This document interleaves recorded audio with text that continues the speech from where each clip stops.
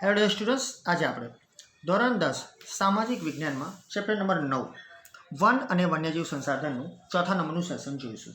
આગલા 3 સેશનની અંદર આપણે ડિસ્કસ કરી ચૂક્યા કે કોઈ પણ અલગ અલગ પ્રકારના જંગલો છે એ પ્રકારો કઈ રીતે વહેંચેલા છે, કઈ રીતે જંગલોનો વિનાશ થાય છે, એ વિનાશ થાય છે તો એને સંરક્ષિત કરવાના ઉપાયો શું છે, વૈવિધ્યસભર જીવન જે જીવી રહ્યા છે લોકો, વન્યજીવો એ જોયું, લુપ્ત થતું વન્યજીવોનું લિસ્ટ જોયું.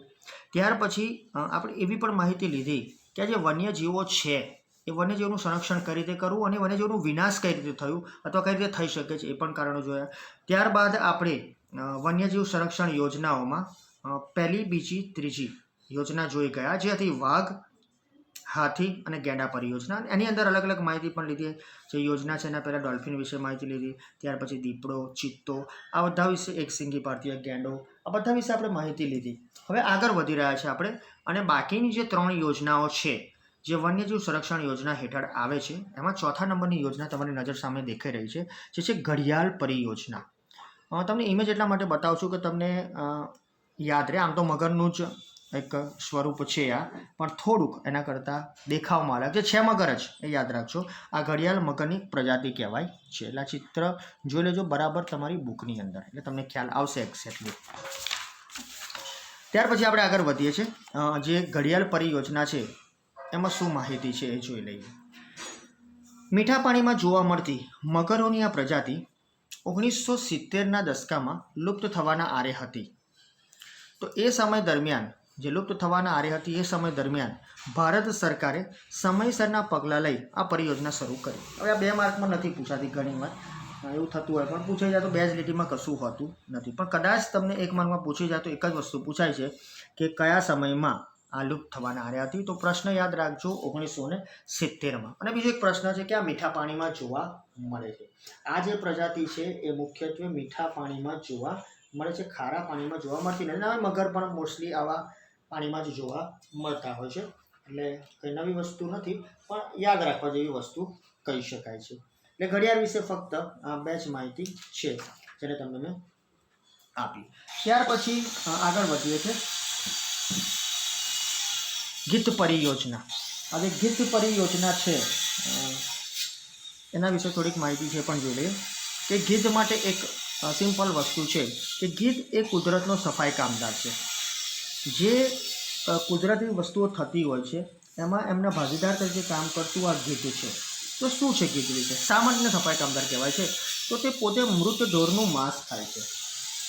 એટલે પ્રશ્ન ઘણીવાર પૂછવામાં આવે છે કે ગીધ પરિયોજના ક્યારે શરૂ કરવામાં આવી, તે પ્રશ્ન આપણે જોઈએ છે. પણ મુખ્ય વસ્તુ કે શા માટે એને કુદરતનો સફાઈ કામદાર કહેવામાં આવે છે? તો તે મૃત ઢોરનું માંસ ખાય છે, પોતાની સાથે લઈ જાય છે અને પછી એ જે સફાઈ થઈ જાય છે એટલે જે કુદરતી કાર્ય છે ઓછું થઈ જતું હોય છે. ત્યાર પછી ભારતમાં ગીધની જે કુલ વસ્તી કહી શકાય છે એ તો અત્યારે ઘટી રહી છે. એ ઘટે નહીં એટલા માટે થઈને જ સરકાર એની પાછળ પગલાં ભરી રહી છે. પછી ગીધની કુલ 9 પ્રજાતિઓ છે. એ અલગ અલગ પ્રજાતિઓ અત્યારે કદાચ બધી હયાત નથી, પણ એક પ્રશ્ન યાદ રાખજો કે આ જે ગીધની કુલ છે એ 9 પ્રજાતિઓ જોવા મળે છે. અને ગીધોની સંખ્યામાં થયેલા અસાધારણ ઘટાડાને લીધે 2004થી આ યોજના શરૂ કરાઈ. મેં તમને પ્રશ્ન કર્યો ક્યારથી આ યોજના શરૂ કરાઈ, મોસ્ટલી પૂછેલો પ્રશ્ન છે 2004થી. એટલે જે 9 પ્રજાતિઓ છે એમાંથી ઘણી બધી પ્રજાતિઓ પણ અત્યારે લુપ્ત થવાના આરે છે. તો એ બચાવવા માટે થઈને 2004થી શરૂ થયું છે. સક્સેસ છે અને એની પર પણ સરકાર પ્રયત્ન કરી રહી છે. છેલ્લી પરિયોજના વિદ્યાર્થી મિત્રો, હિમ દીપડા પરિયોજના. આના વિશે થોડીક માહિતી હિમાલયમાં તમને આપી હતી, પણ ફરી જોઈ લઈએ કે હિમાલયમાં લગભગ 3000 મીટરની ઊંચાઈએ જોવા મળતી આ પ્રજાતિ બરફમાં રહે છે. તો આમાં પણ પ્રશ્ન ઘણા બધા આવે છે, પણ એટલું યાદ રાખજો કે 3000 મીટરની ઊંચાઈએ આ લોકો રહે છે. સ્થાનિક લોકોમાં હિમ દીપડા બાબતે જાણકારી વધે અને તેના સંરક્ષણ માટે લોકો જાગૃત થાય તે હેતુથી 2000ની સાલમાં આ યોજના શરૂ કરાઈ. તો આ પરિયોજના 2000ની સાલમાં શરૂ કરાઈ, પણ સ્થાનિક લોકોમાં ખુદ નવું જન્મેલું બાળક છે મોટું થાય ત્યારે એને જે પોતાના મા બાપ કે પોતાના સમાજના લોકો તરફથી જે માહિતી મળતી હોય છે હિમ દીપડા માટે, એ બહુ અલગ જ પ્રકારની જાણકારી મળતી હોય છે. એ સાચી જાણકારી મળે લોકો સુધી, એટલે એમનામાં જનજાગૃતિ કાર્યક્રમ રાખી અથવા તો જાણકારી વધારવાના કાર્યક્રમો રાખી, જાગૃતિના કાર્યક્રમો રાખી એમને માહિતી આપવી જોઈએ. લોકો જાગૃત થાય એ જ હેતુથી 2000માં આ યોજના શરૂ થઈ. અને આ જોવા જઈએ તો હિમ દીપડા પરિયોજનામાં જે માહિતી છે એ માહિતી આમ મોસ્ટલી તમને જ્યારે તમે એક્ઝેક્ટલી એ જગ્યાએ જાઓ તો તમને ખબર પડે છે કે એ સ્વરૂપ શું છે. એટલે આ પરિયોજના શરૂ કરવાનું કારણ જ છે કે લોકો સુધી માહિતી પહોંચે. તો આ 6 અલગ અલગ પ્રકારની પરિયોજના જોઈ. આ સિવાય પરિયોજના જે 1 માર્કમાં પૂછાય છે લિસ્ટ એ છે કાશ્મીરી હંગુલ પરિયોજના, લાલ પાંડા પરિયોજના. લાલ પાંડા વિશે આપણે માહિતી લઈ ચૂક્યા આ જ ચેપ્ટરમાં. મણિપુરમાં જોવા મળતી એક વિશિષ્ટ હરણની પ્રજાતિ માટે મણિપુર થામિલ પરિયોજના. આ હરણ માટેની સ્પેશિયલ યોજના છે જે ફક્ત અને ફક્ત મણિપુરમાં જોવા મળે છે. ગંગા બ્રહ્મપુત્ર નદીમાં જોવા મળતી ગંગા ડોલ્ફિન જે આપણે ગંગે ડોલ્ફિનના નામથી જોઈ ચૂક્યા છે. આ બધી પરિયોજના પણ કાર્યરત છે જેની માહિતી અહીં ફક્ત નામથી આપેલી છે, વધુ માહિતી છે નહીં, એટલે એની ડિટેલ બહુ જોવી નહીં, પણ ફક્ત નામ યાદ રાખશો. પણ હિમદીપડા પરિયોજના ક્યારે શરૂ કરવામાં આવી અને શા માટે શરૂ કરવામાં આવી એ યાદ રાખજો. શા માટે? તો સ્થાનિક લોકોમાં જાણકારી વધે અને લોકો જાગૃત થાય એ હેતુથી. અને બીજી વસ્તુ, જ્યારે પ્રશ્ન પૂછવામાં આવે તો એવું પૂછવામાં આવે છે કે સરકારી જે પરીક્ષામાં જે મોસ્ટલી આપણે વધારે કોન્સન્ટ્રેટ કરીએ છીએ, પરિયોજનાઓ તમે તૈયાર કરીને જાઓ છો, પણ તમને એવું પૂછવામાં આવે છે કે જે સંરક્ષણ માટેની પરિયોજનાઓ છે અથવા યોજનાઓ છે એ સિવાય બીજી કઈ પરિયોજનાઓ અમલમાં છે, એટલે કે બીજી કઈ પરિયોજનાઓ ભારતમાં કાર્યરત છે. તો મેં તમને આજે લિસ્ટ આપ્યું એ તમારે યાદ રાખવું જરૂરી છે. રાઈટ, એ ખાસ ધ્યાન રાખજો. અને એમાંથી 2 તો આપણે જોઈ ચૂક્યા છે, લાલ પાંડા અને ગંગે. એટલે કોઈ સવાલ જ નથી. બાકીની 3 છે એના વિશે માહિતી આપણે લખવાની જરૂર નથી. નાવ આપણે એક સ્ટેજ પૂરો કર્યો જે હતો આપણી પરિયોજનાનો. હવે આપણે આગળ વધીએ છીએ જે આપણા નકશા માટે જરૂરી છે. હવે શરૂ કરતાં પહેલાં તમને માહિતી આપી દઉં કે અહીં 3 માહિતી છે: અભયારણ્યો, રાષ્ટ્રીય ઉદ્યાનો અને જૈવ આરક્ષિત ક્ષેત્રો. આ 3ના અલગ અલગ નકશામાં માહિતી અહીં આપેલી છે. આ જે માહિતી છે એની માટે હું સ્પેશિયલ સેશન રાખીશ, કારણ કે છેલ્લા સેશનમાં આપણે થિયરી પોર્શન લગભગ થોડોક જ બાકી રહેશે, એટલે સ્વાધ્યાયની સાથે સાથે આપણે આ મેપને પણ જોઈ લઈશું, એટલે કે નકશાને પણ જોઈ લઈશું. એટલે આ નકશામાં ખાસ યાદ રાખજો કે તમને જે અભયારણ્ય, રાષ્ટ્રીય ઉદ્યાન અને જૈવ આરક્ષિત ક્ષેત્રો આપેલા છે એમાં જૈવ આરક્ષિત ક્ષેત્રોના નામ આપેલા છે, પરંતુ નકશામાં એની માહિતી નથી. એટલે પરીક્ષામાં પૂછાય એ હેતુથી મારી પાસે પણ એક નકશો છે જ, રાઈટ, જે વિદ્યાર્થીઓ થકી મેં મેળવેલો છે. તો એ સરસ રીતે તૈયાર પણ કરાયેલો છે. તો એ નકશાનો ઉપયોગ કરીને પણ હું તમને જૈવ આરક્ષિત ક્ષેત્રોને એમાં બતાવીશ. એટલે ખાસ યાદ રાખજો કે ઘણીવાર એવું થતું હોય છે કે નકશામાં તો સાહેબ પૂછ્યું નથી, આપ્યું નથી, તો પછી પૂછ્યું કેમ? તો તમને નામ તો આપ્યું છે ને, તો નામથી નકશામાં ક્યાં છે તમારી શોધવાની જવાબદારી છે. એટલે આપણે એ પ્રમાણે આગળ વધીશું. Don't worry about that one. તો let's start with the first one, અભયારણ્ય. પણ શરૂ કરતાં પહેલાં થોડીક 3 વિશે માહિતી આપી દેવા માંગુ છું કે આ અભયારણ્યો, રાષ્ટ્રીય ઉદ્યાનો અને જૈવ આરક્ષિત ક્ષેત્રો શું છે. આ 3ના 1 માર્કના ક્વેશ્ચન આવે છે. 3ની મિનિંગ એટલે કે 3નો અર્થ આવે છે. હવે અહીં તમારા સિલેબસ પ્રમાણે અર્થ કોઈનોય આપેલો નથી, પરંતુ આપણે જાતે લખવાનો છે. હવે કઈ રીતે લખવો એ પણ આપણે જ્યારે સ્વાધ્યાય લઈશું ત્યારે હું તમને સમજાવીશ, એની પણ ચિંતા ન કરશો. પણ આ માહિતી પર તમે લખી તો શકશો, જે નક્કી વાત છે. આ સિવાય પૂછાય છે કે 3 જે છે એ 3 વચ્ચે શું તફાવત છે, કોઈ બી 2 વચ્ચે પણ તફાવત પૂછાય છે, તો એ પણ તમને હું સમજાવી દઈશ. સો વન્યજીવોના સંરક્ષણ હેતુસર અભયારણ્ય, રાષ્ટ્રીય ઉદ્યાનો કે જૈવ આરક્ષિત ક્ષેત્રોની સ્થાપના કરવામાં આવે છે. એટલે જનરલી આનો હેતુ શું છે? આ 3 વસ્તુ. તો આજે આપણે પરિયોજના જોઈ ગયા કે અલગ અલગ વન્ય સંરક્ષણ જીવોના રક્ષણ માટે જે યોજનાઓ થઈ, એ જ રીતે આપણે અંદર ઘણા શબ્દો વાંચ્યા હતા કે કોઈ પ્રતિબંધિત વિસ્તાર હોય છે, સુરક્ષિત રીતે લોકોને રાખવામાં આવે છે. તો એ સુરક્ષિત રીતે ક્યાં રખાય છે? તો આ 3 જગ્યાએ રખાય છે અને 3નું કાર્ય પોતાની રીતે એકદમ બેસ્ટ છે. તો જે વન્યજીવોનું સંરક્ષણ થાય છે એ હેતુથી આ 3 ક્ષેત્રોની સ્થાપના કરવામાં આવી છે. હવે આમ જોવા જઈએ તો આ 3 ક્ષેત્રો એકબીજાના પર્યાય જેવા લાગે છે, પરંતુ એમાં તફાવત છે. તો 3નો પરિચય આપણે મેળવીશું એટલે આપણને ખ્યાલ આવશે કે શું તફાવત છે. પહેલું, અભયારણ્ય.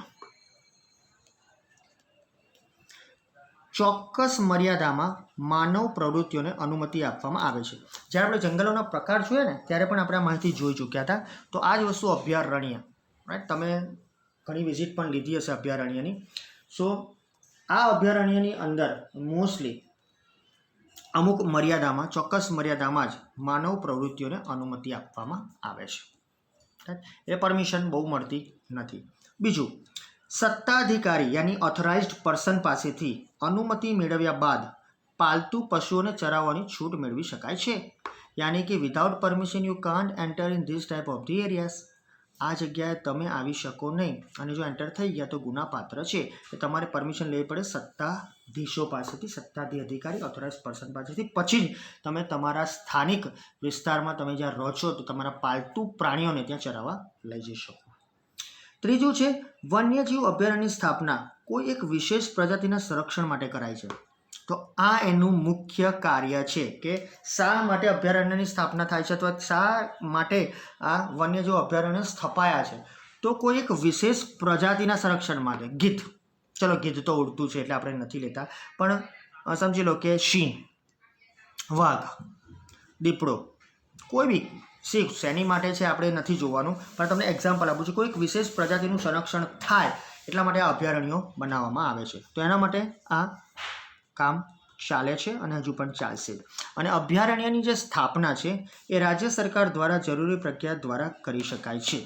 એટલે જે અભયારણ્ય તમારે સ્થાપવું હતું કે હું મારું પોતાનું અભયારણ્ય ન સ્થાપી શકું, રાઈટ, એ ખાસ યાદ રાખજો.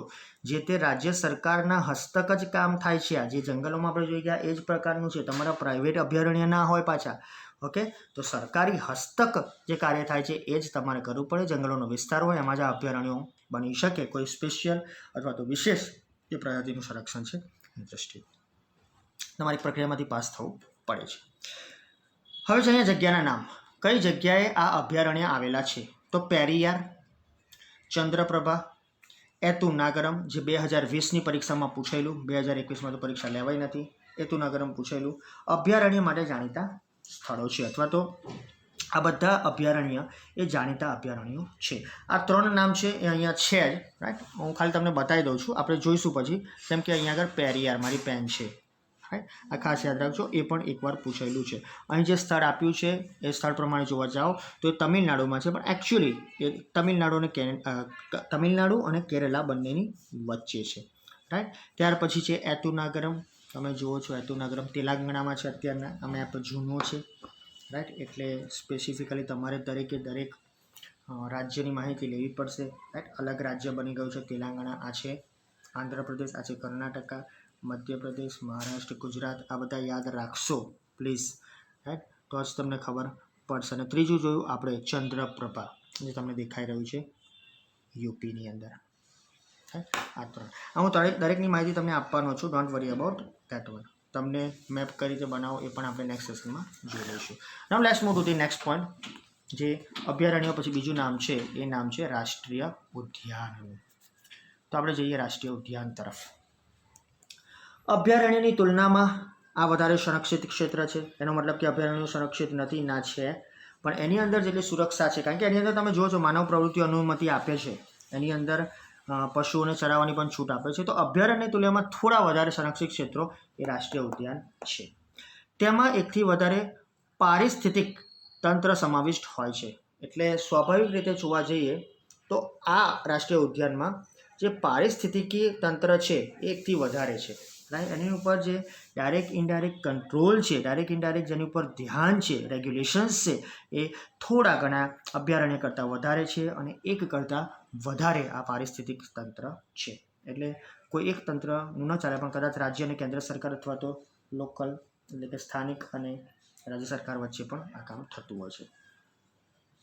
મુખ્ય વસ્તુ, પાલતુ પ્રાણીઓ અથવા પશુઓને ચરા પર સંપૂર્ણ પ્રતિબંધ છે. આ જ એક કારણ છે, કારણ કે જો પાલતુ પ્રાણી અંદર જશે તો આ પશુઓ છે એમને ગંધ આવી જ જશે કે કોઈ એવું શિકાર આવેલો છે. ખ્યાલ આવી જ જાય. આપણી ભાષામાં કહીએ તો શિકાર.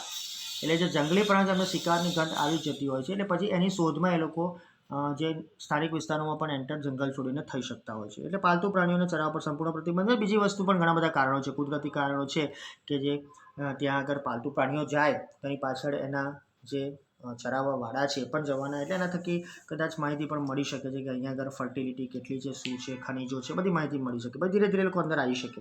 એટલા માટે સંપૂર્ણ પ્રતિબંધ છે. આગળ છે અભયારણ્યની જેમ તે કોઈ એક વિશેષ પ્રજાતિ પર કેન્દ્રિત હોતું નથી. આ પણ એક આમ જોવા જઈએ તો વિશેષ પોઈન્ટ કહેવાય, પણ આ કોઈ એક વિશેષ પ્રજાતિ ઉપર ભાર નથી મૂકતું કે કોઈ એક જ વાઘ કે સિંહ કે પ્રજાતિ ઉપર ભાર મૂકે એવું નથી. હા, અહીંયા આગળ સંપૂર્ણ બધા અલગ અલગ વન્યજીવો પર સંરક્ષણ થતું હોય છે. આગળ છે તેની સ્થાપના રાજ્ય અને કેન્દ્ર સરકારના સંકલનથી થાય છે. તો coordination between two governments, state and central, એટલે બંનેના સંકલનથી જ આની સ્થાપના થતી હોય છે. નેક્સ્ટ વન, નામ. કાઝીરંગા, કોર્બેટ, વેળાવદર, દરિયાઈ રાષ્ટ્રીય ઉદ્યાન, ગીર, દચીગામ વગેરે અગત્યના રાષ્ટ્રીય ઉદ્યાનો છે. અત્યારે તો હું ફક્ત નામ બોલી ગયો છું, પણ એ નામ તમે જોઈ લઈએ આપણે. ફરી પણ હું તમને બતાવવાનો જ છું, એટલે don't worry about that one, right. એટલે પહેલું છે કાઝીરંગા, દેખાય છે તમને. ત્યાર પછી છે કોર્બેટ. ઓકે, હવે તો ઘણા બધા નામ છે. ગુજરાતમાં વેળાવદર, એની બિલકુલ નીચે ગીર, રાઈટ, અને કાશ્મીરની અંદર દચીગામ. આ સિવાય ઘણા બધા એવા નામ પણ છે, જેમ કે રાજાજી, એ રાષ્ટ્રીય ઉદ્યાન છે, તમને નામ નથી આપેલું, રાઈટ. બાંદીપુર નીચે છે, બાંદીપુર. ઓકે, પછી છે ગિંડી. ઓકે, પછી છે દરિયાઈ રાષ્ટ્રીય ઉદ્યાન, જેની કોઈ જગ્યાએ તમારે થિયરીમાં માહિતી નથી, પણ ઘણીવાર બોર્ડની પરીક્ષામાં પૂછાયું છે કે એકમાત્ર દરિયાઈ રાષ્ટ્રીય ઉદ્યાન જે છે, દરિયાઈ રાષ્ટ્રીય ઉદ્યાન, હો, એ કયું છે? અહીંયા આગળ દેખાઈ રહ્યું છે તમને, રાઈટ. એટલે તમને નામ કશું જ નહીં પૂછે, ફક્ત પૂછશે કે દરિયાઈ રાષ્ટ્રીય ઉદ્યાન, તો તમને દેખાય જ છે. ઓકે, આવા ઘણા બધા છે કે જે રાષ્ટ્રીય ઉદ્યાન છે. ઓકે, નામ નથી આપેલું, જોઈ લો તમને અહીંયા પણ ફક્ત લખ્યું છે દરિયાઈ રાષ્ટ્રીય ઉદ્યાન, એટલે એ પણ એકમાત્ર છે, એટલે ધ્યાન રાખો. સો આવા હું એક એક કરીને તમને બધું સમજાવવાનો જ છું, ત્યારે આપણે જોઈ લઈશું. નાઉ નેક્સ્ટ વન, થર્ડ વન, જૈવ આરક્ષિત ક્ષેત્ર. આ જૈવ આરક્ષિત ક્ષેત્રોને બાયો રિઝર્વડ ઝોન કહેવાય છે. તેની રચના આંતરરાષ્ટ્રીય માપદંડો અનુસાર કરાય છે. એટલે આપણા દેશની જે પોલિસી, જે કહી શકાય, જે આયોજન થાય છે નીતિ નિયમોથી, એ આપણે માપદંડો જે છે, પેરામીટર્સ, જે સ્ટાન્ડર્ડ્સ કહેવાય, એ ઇન્ટરનેશનલ હોય છે. યાની કે આવા આરક્ષિત ક્ષેત્રો આંતરરાષ્ટ્રીય કક્ષાએ જે ચાલે છે એ પ્રમાણે તમારે રાખવા પડે.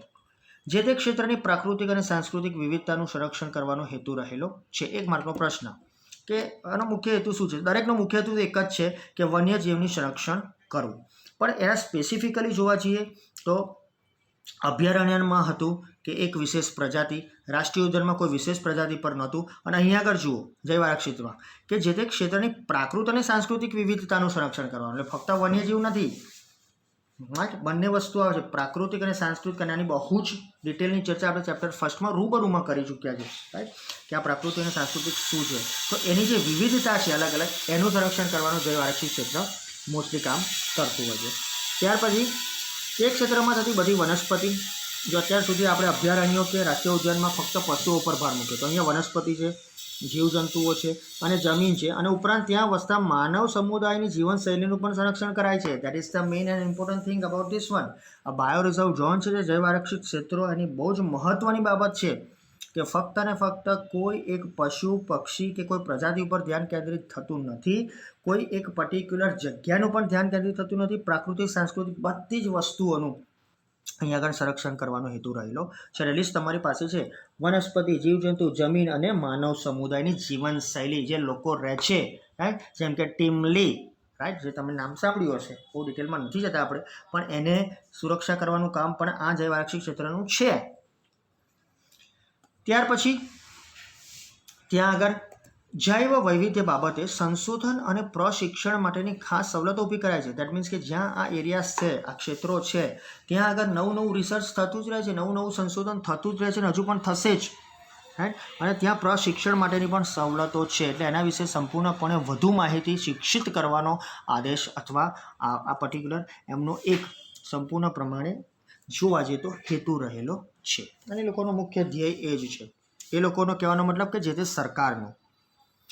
ત્યાર પછી આ પ્રકારે ઘોષિત વિસ્તારોમાં, જ્યાં જૈવ આરક્ષિત ક્ષેત્રો છે, એ વિસ્તારોમાં તમામ પ્રકારની બહારની માનવીય ગતિવિધિ સંપૂર્ણપણે પ્રતિબંધિત હોય છે. એનો મતલબ કે રાષ્ટ્રીય ઉદ્યાન અને જૈવ આરક્ષિત ક્ષેત્રની અંદર બે વસ્તુ સંપૂર્ણ થઈ ગઈ, કે જ્યાં કોઈપણ પ્રકારની પશુઓની ચરાવવા પર પ્રતિબંધ છે, એવું અહીં પણ આ ઘોષિત એટલે પ્રોહિબિટેડ એરિયા છે, ડિક્લેર કરેલા છે, નોટિફાઈડ એરિયા છે, રાઈટ. એ ઘોષિત એરિયામાં તમામ પ્રકારની માનવીય ગતિવિધિઓ બંધ હોય છે. આ વાત છે પ્રાકૃતિક, સાંસ્કૃતિક જગ્યાની, રાઈટ, અથવા માનવ સમુદાય હોય અથવા કોઈ જમીન હોય તો એ જમીનને સાચવવાની જવાબદારી જે તે સરકારની છે. એટલે ત્યાં કોઈ આવી અને એને ઉખાડી ના નાખે અને તોડી ના નાખે અથવા તો એને કોઈ બીજી જગ્યાએ લઈ ના જઈ શકે એવું પણ ધ્યાન રાખવું પડે ને. એવું તો કોઈ કરી ના શકે, પણ આ ક્ષેત્રો સંપૂર્ણપણે સુરક્ષિત છે. પણ આ માનવીય ગતિવિધિ ઉપર બ્રેક લાગવું જોઈએ. પ્રતિબંધિત વિસ્તાર હોવો જોઈએ, હોય જ છે. તમને બોર્ડ મારી જાય છે કે અહીંથી અંદર જવું નહીં, પ્રતિબંધિત વિસ્તાર ગુનાપાત્ર છે. ઘણી જગ્યાએ તમે જુઓ છો. અને એ પણ વસ્તુ આપણે ગીરના જંગલોમાં તો આપણે ગયા જ હોઈએ, ગુજરાતમાં રહીએ છીએ, ગીર ના ગયા હોય એ ન બને. વેળાવદર પણ તમે ગયા જ હશો કદાચ. દરિયાઈ રાષ્ટ્રીય ઉદ્યાન ન જઈ શક્યા હોય પણ એ પણ વિઝિટ લેવા જેવું છે. ત્યાર પછી છે આ ક્ષેત્રનો સરેરાશ વિસ્તાર એકંદરે 5000 ચોરસ કિલોમીટરથી મોટો હોય છે. સામાન્ય જંગલોનો વિસ્તાર તમે જુઓ તો 1500-2000 એનાથી કદાચ વધારે હોય. પરંતુ આ જે જૈવ આરક્ષિત ક્ષેત્રો છે એનો વિસ્તાર 5000 ચોરસ કિલોમીટરથી વધુ હોવો જરૂરી છે. આ એક નોંધપાત્ર બાબત છે, એને અંડરલાઇન પણ કરી રાખજો. આપણી જોડે એક લિસ્ટ છે નામનું, નીલગિરી. જો આ જે નામ છે ને એ કોઈ જગ્યાએ નથી, રાઈટ. એમાંથી ફક્ત એક જ વસ્તુ છે, હું તમને બતાવું છું. તો નીલગિરી હું અત્યારે બતાવીશ તો તમને ખ્યાલ નહીં આવે. મારી જો આખો મેપ તૈયાર જ છે એનો ત્યારે આપણે જોઈ લઈશું. નીલગિરી, મન્નારની ખાડી, ગ્રેટ નિકોબાર, સુંદરવન, આ સુંદરવન છે, રાઈટ, પંચમઢી વગેરે દેશના મહત્વના, ભારત દેશના મહત્વના જૈવ આરક્ષિત ક્ષેત્રો ગણાય છે, રાઈટ. સો કદાચ તમારી જાણ ખાતે તમે કહેતા હોય તો હું તમને બતાવી પણ દઈશ, પણ એટલું ખાસ યાદ રાખજો કે આ વસ્તુ આજ સુધી પૂછાઈ નથી કે જૈવ આરક્ષિત ક્ષેત્રોની જગ્યા કઈ છે, પણ એ નામ આપેલા છે એટલે તમને એની ખ્યાલ હોવી જોઈએ. ફક્ત સુંદરવન છે એ જ અહીં બતાવેલું છે. એટલે ઘણીવાર એવું થતું હોય છે કે નથી આપ્યું તો પૂછ્યું કેમ નહીં, તો ભલે મેપમાં નથી આપ્યું, તમને નામ તો આપ્યું છે ને. સો એ નામનો સહારો લઈને પણ તમારે એ કાર્ય કરવું જરૂરી છે. આ બધા જૈવ આરક્ષિત ક્ષેત્રો છે. ગુજરાતની વાત કરીએ તો ગુજરાતના કચ્છના રણની વિશિષ્ટ પરિસ્થિતિના સંરક્ષણ હેતુસર 2008ની સાલમાં તેને જૈવ આરક્ષિત ક્ષેત્ર ઘોષિત કરાયું છે. તો ગુજરાત માટે ગૌરવ લેવા જેવી બાબત છે કે જે સફેદ રણ છે એ પણ એક નવેમ્બર, ડિસેમ્બર, જાન્યુઆરી સુધીમાં ત્યાં સરસ મજાનો રણોત્સવ થાય છે, રાઈટ. એ એની એક વિશિષ્ટ પરિસ્થિતિ છે. જો અહીંયા આગળ શું આવ્યું, પ્રાકૃતિક અને સાંસ્કૃતિક, એટલે પ્રાકૃતિક સંરક્ષણ આવ્યું, રાઈટ. એ સંરક્ષણ હેતુસર 2008માં એને આપણે બાયો રિઝર્વ ઝોન, જૈવ આરક્ષિત ક્ષેત્ર ભારત સરકારે ડિક્લેર કર્યું છે. આગળ વધીએ છીએ અને હું તમને લઈ જાઉં છું એક સામાન્ય માહિતી તરફ કે આટલું જાણવું ગમશે, જે MCQs માટે જરૂરી છે, 1 માર્ક માટે જરૂરી છે. કે જૈવ આરક્ષિત ક્ષેત્રો પહેલાં, પછી રાષ્ટ્રીય ઉદ્યાન બીજા, અને ત્રીજા જે આપણે પહેલું જોયું અભયારણ્ય. એની સંખ્યા ભારતમાં શું છે અને ગુજરાતમાં શું છે. તો પહેલાં તો જૈવ આરક્ષિત ક્ષેત્રો ભારતમાં 18 છે, રાષ્ટ્રીય ઉદ્યાન 103 છે અને અભયારણ્ય 531 છે. એટલે જે વિશિષ્ટ પ્રજાતિનું સંરક્ષણ થાય છે એવા 531 અભયારણ્યો છે. આ જ વસ્તુ ગુજરાતમાં જૈવ આરક્ષિત ક્ષેત્ર ફક્ત એક જ છે, જે આપણે જોયું કચ્છ. રાષ્ટ્રીય ઉદ્યાન 4 છે, રાઈટ. આપણા લિસ્ટમાં જોયું તો આપણે 3 જ તમને મેં બતાવ્યા છે અત્યારે, રાઈટ. જે વેળાવદર છે, ગીર છે, રાઈટ. અને એક જે કહી શકાય એ પક્ષીઓનું છે, જેને આપણે નળ સરોવર કહીએ છીએ. અને ચોથું જે રાષ્ટ્રીય ઉદ્યાન છે એ. અને અભયારણ્ય કુલ 23 છે. તો એની માહિતી છે આપણી સમક્ષ. થોડાક આગળ વધીએ અને એક છેલ્લા પોઈન્ટ તરફ જઈ રહ્યા છે. અને જે છે એના વિશે માહિતી કે વિકાસની જે પ્રક્રિયા જે છે એ મુખ્યત્વે આપણે જોવા જઈએ તો અનિવાર્ય છે. દરેક જગ્યાએ વિકાસ થવો જોઈએ, પણ સાથે સાથે આપણે સમગ્ર જીવસૃષ્ટિ પર પડનારા દુષ્પ્રભાવો અથવા તો દુષ્પ્રભાવોની અસરોનું પણ આયોજન દરમિયાન ખ્યાલ રખાય તે અત્યંત જરૂરી છે. વિકાસ કોને ન ગમે.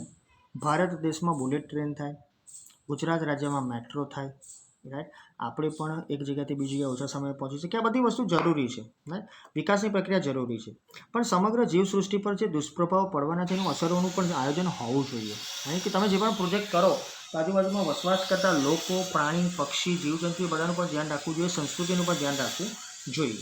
તો કોઈ એક પ્રજાતિ જ્યારે સંપૂર્ણ નાશ થાય કે સંકટમાં આવે ત્યારે આહાર શૃંખલામાં પડતી ખલેલના પરિણામો ઘણા ખરા દૂરવર્તી હોય છે. તો જ્યારે કોઈ એક પ્રજાતિ નષ્ટ પામે છે તો એની ઉપર નભતી બીજી પ્રજાતિઓ પણ ટૂંકા સમયમાં કદાચ ખોરાક આહાર શૃંખલામાં ફરક પડે છે. જેમ કે વાઘ છે એ હરણ ખાતું હોય તો તમારે વાઘનું તો ધ્યાન રાખવાનું જ છે, રાઈટ. એમને સુરક્ષા આપવાની પણ હરણને પણ સુરક્ષા આપવી પડશે ને, કારણ કે જો વાઘ વધારે પડતા હરણ ખાઈ જશે, કહેવાનો મતલબ, તો પછી બીજું ખાશે શું. અથવા તો તમે હરણને જ સુરક્ષા નહીં આપો તો પછી એ આહાર શૃંખલામાં કંઈક ને કંઈક બ્રેક પડવાની જ છે. એટલે કહેવાનો મતલબ આ બધા એકબીજા સાથે જોડાયેલા છે, એમાં એના આહાર શૃંખલામાં કોઈ પણ ખલેલ ન પડે, પરિણામો ઘણા દૂરવર્તી છે, એની ઉપર ધ્યાન આપવું જરૂરી છે. સમગ્ર આહાર શૃંખલામાં દરેક જીવજંતુની ચોક્કસ ભૂમિકા છે. તમે જુઓ છો દરેક જીવજંતુ પોતાની ચોક્કસ ભૂમિકા આહાર શૃંખલામાં આપે છે. આહાર શૃંખલા એટલે એક પ્રકારની આપણી એક શ્રેણી છે, એક પ્રકારની આપણી એક લાઈન છે જે બધા બીજા ઉપર નિર્ભર છે. જો કોઈ જીવ નષ્ટ થાય તો આખા માળખામાં ભારે વિક્ષેપ અનુભવાય છે. એમાં કહ્યું હરણ, તો એ વાઘને થયું, પણ એમાં બીજા કેટલાય જીવજંતુ પશુ પક્ષીઓ છે એના લીધે કંઈક ને કંઈક ફરક પડવાનો છે. અચ્છા સમજી લો ગીધ જ ના રહ્યું તો ગીધ નહીં રહે તો પછી સફાઈ કામદાર કઈ જશે? કુદરતનો સફાઈ કામદાર જતો રહેશે ને, તો એની સુરક્ષા કરવી જરૂરી છે. તો આહાર શૃંખલામાંથી એકાદ સજીવ દૂર થતાં લાંબા ગાળે તેના પરિણામે સમગ્ર નૈસર્ગિક તંત્ર તૂટી પડે છે. એટલે કદાચ 2 માર્કનો પ્રશ્ન સેન્ટેન્સ એટલે કે તમારા સ્ટેટમેન્ટ ટાઈપમાં વિધાન સ્વરૂપે પૂછાય તો યાદ રાખજો કે વિકાસની પ્રક્રિયા અનિવાર્ય છે, સમજાવો. અથવા એવું પણ પૂછાય છે કે જ્યારે કોઈ એક આહાર શૃંખલા તૂટે છે તો સમગ્ર નૈસર્ગિક તંત્ર તૂટી પડે છે, કારણ સમજાવો અથવા તો સમજાવો. તો તમારે માહિતી આપવી જરૂરી છે. તો લાંબા ગાળે પરિણામ જે આવે છે એ નૈસર્ગિક તંત્ર ઉપર આવવાનું જ છે. તો મનુષ્ય સુધી આ અસરો મોડી પહોંચે છે, તેથી આપણે આજે વધારે સજાગ નથી. કારણ કે કૂતરું કોકની ઉપર ડિપેન્ડ છે, કે હરણ કોકની ઉપર ડિપેન્ડ છે, કે વાઘ હરણ પર ડિપેન્ડ છે, કે ઉંદર કોકની ઉપર ડિપેન્ડ છે, રાઈટ. કે હેણોત્રો નીચે આપેલો છે જો દેખાય છે આ હેણોત્રો, એ કોકની ઉપર ડિપેન્ડ છે, રાઈટ. લાલ પાંડા કોની ઉપર ડિપેન્ડ છે, કે કોઈકની ઉપર લાલ પાંડા ડિપેન્ડ છે, કે લાલ પાંડા ઉપર કોઈક ડિપેન્ડ છે. એ બધી વસ્તુ આપણા સુધી પહોંચતા તો કેટલા વર્ષો નીકળી જાય છે ને, કારણ કે એ લોકો તો સજીવ નિર્જીવ જે કામ કરે છે કરવાના જ છે. સો આપણે એનાથી સજાગ નથી. જે પર્યાવરણીય સંકટોને આપણે સામનો કરી રહ્યા છે એ દાયકાઓ પૂર્વે સેવેલી બેકાળજીનું પરિણામ છે. ગ્લોબલ વોર્મિંગ જેનો આપણે અત્યારે બહુ જ વિકટપૂર્વક સામનો કરી રહ્યા છીએ, એ વર્ષો પહેલાંથી શરૂ થયેલી આ પરિસ્થિતિઓનું જ પરિણામ છે અને હજુ પણ વધશે. આવતીકાલને ઉજળી બનાવવા આયોજનબદ્ધ વિકાસ કરીશું તો વાંધો નહીં આવે. એટલે આપણે આવતીકાલને તો કોઈને કોઈ રીતે ઉજળી બનાવી છે તો પ્લાનિંગ કરો, આયોજન કરો અને પછી વિકાસ કરો. સો પર્યાવરણ સાથેનો મૈત્રીભર્યો વ્યવહાર આજની તાતી જરૂર છે. આ સેન્ટેન્સ પણ 2 વાર મેં જ પૂછેલું છે, એ ખાસ ધ્યાન રાખજો. બોર્ડની પરીક્ષામાં પણ આવી શકે છે કે પર્યાવરણ સાથેનો મૈત્રીપૂર્ણ વ્યવહાર આજની તાતી જરૂરિયાત છે, સમજાવો. તો બધી વસ્તુ તમારે સમજાવવાની રહેશે 2 કે 3 વાર. તો વિદ્યાર્થી મિત્રો તમે જોઈ રહ્યા છો કે અત્યારે ઘણા ખરા અંશે ઘણી બધી વસ્તુ આપણા સુધી હવે ઇન્ટરનેટ થ્રુ આવે છે, એટલે આપણને ખબર છે કે ક્યાં કોનું વધ થયું, કહેવાનો મતલબ ક્યાં કયું પક્ષી, પ્રાણી કે વન્યજીવ મરી ગયું, એ એન્ટર થઈ ગયું રહેણાંક વિસ્તારોમાં. તો આ બધી આપણને માહિતી મળે છે. પહેલાં આપણને આ બધી માહિતી નહોતી મળતી. તો એનાથી આપણે થોડા સજાગ થયા છે, હજુ પણ વધારે સજાગ થવાની જરૂર છે. ઓકે, સો અમે તમને માહિતી આપી. હવે કદાચ 1 માર્કનો પ્રશ્ન પૂછાય એવું છે કે અભયારણ્યની સ્થાપના કોના દ્વારા કરાય છે? તો રાજ્ય સરકાર દ્વારા કરાય છે. એ ખાસ યાદ રાખજો. અભયારણ્ય એટલે શું? તમને કહ્યું કે જે વન્યજીવોના માથે વિનાશનું જોખમ હોય, જે વન્યજીવોના માથે વિનાશનું જોખમ હોય તેના સંરક્ષણ અને સંવર્ધન માટે સુરક્ષિત કરાયેલ વિસ્તાર એને અભયારણ્યો કહે છે. એની માહિતી તમારા સુધી છે જ, આપણે એ પણ ડિસ્કસ કરીશું આપણા સેક્શનમાં જે સ્વાધ્યાયનું આવશે. ત્યાર પછી જે વન્યજીવો માટેના કયા કયા અભયારણ્યો જાણીતા છે તો તમને ખબર છે, પેરિયાર, ચંદ્રપ્રભા, એતુર નાગરમ, રાઈટ. આ વન્યજીવો માટે જાણીતા છે. ભારતીય રાષ્ટ્રીય ઉદ્યાનોના નામ આપો તો કાજીરંગા, કોર્બેટ, લિસ્ટ તમારી જોડે જ છે આખું. દરિયાઈ રાષ્ટ્રીય ઉદ્યાન, ગીર, દચીગામ. પછી પૂછાય છે જૈવ આરક્ષિત ક્ષેત્ર એટલે શું? તો સિમ્પલ વસ્તુ છે ને કે એક વન્યજીવ સંરક્ષણ ક્ષેત્ર છે અને એ મોટે ભાગે 5000 સ્ક્વેર કિલોમીટર, ચોરસ કિલોમીટર સોરી, એનાથી મોટો હોય છે અને આંતરરાષ્ટ્રીય માપદંડો અનુસાર એની રચના અથવા સ્થાપના થવી જોઈએ. એનો મુખ્ય આશય શું છે? તો પ્રાકૃતિક અને સાંસ્કૃતિક વિવિધતાનું સંરક્ષણ કરવાનું. અને જે નામ પૂછ્યા છે એ તમારી સમક્ષ મેં મૂકી દીધા છે ઓલરેડી. ઓકે, હવે ત્રણેય વચ્ચેનો તફાવત છે મેં તમને કહ્યું કે હું તમને સમજાવી દઈશ એ આપણા સેશનની અંદર. નેક્સ્ટ સેશનમાં જે બાકી રહેલું છે એની સાથે સાથે આપણે એને પણ લઈ લઈશું. Okay, that's all.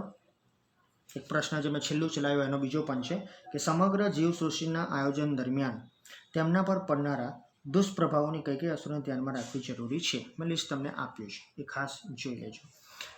તો અહીં આપણે આજે આને પૂર્ણ કરી રહ્યા છે. હવે તમને પ્રશ્ન થશે કે બહુ જ ઓછો પોઈન્ટ બાકી છે. એક છે આ હેણોત્રો, એ તમારી નજર સામે છે, અને બીજું બાકી રહે છે તમારું ડુગાંગ. રાઈટ, આ બંને વસ્તુ જ ખાલી સામાન્ય માહિતી છે જે બાકી રહે છે. એની માહિતી હું નેક્સ્ટ સેશનમાં, છેલ્લા સેશનમાં આપી દઈશ, જેની સાથે સાથે આપણે સ્વાધ્યાય પણ કવર કરી લઈશું. તો thank you very much. Have a nice day.